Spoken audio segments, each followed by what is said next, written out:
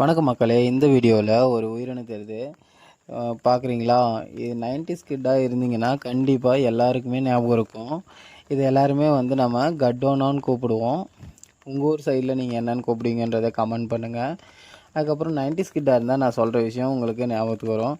இந்த கட்டோனா என்ன பண்ணுவோம் அப்படின்னா, பச்சை ஓலையோட அந்த குச்சி எடுத்து அது சுருக்கு வச்சு இது கழுத்தில் போட்டு சுற்றிட்டு விளையாடிட்டுருப்போம்.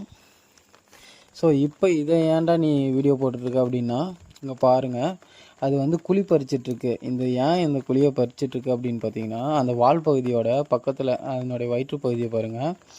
அந்த வயிற்றுக்குள்ளே பார்த்தீங்கன்னா முட்டைகள் இருக்குது. ஸோ அந்த முட்டையை இடுறதுக்காக ஒரு குழியை பறிச்சிட்ருக்கு. இந்த குழியில் பார்த்திங்கன்னா அந்த முட்டையை இட்டுட்டு அதுக்கப்புறம் அந்த குழியை மூடி விட்டுட்டு போயிடும். அதுக்கப்புறம் அந்த குஞ்சுகள் பெரிக்கும் தருவாயில் அந்த குஞ்சுகளை பாதுகாத்துக்கும் இந்த ஓணம். ஸோ பாருங்கள் எந்த அளவுக்கு எஃபர்ட் போட்டு அந்த குழியை பறிச்சிட்ருக்கு அப்படின்ட்டு.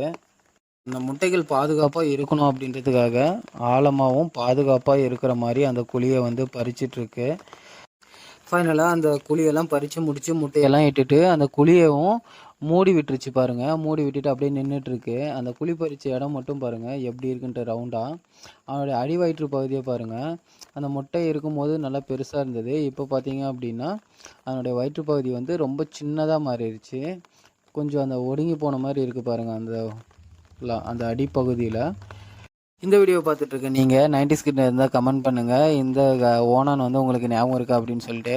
Okay, bye bye. நெக்ஸ்ட் வீடியோவில் பார்க்கலாம்.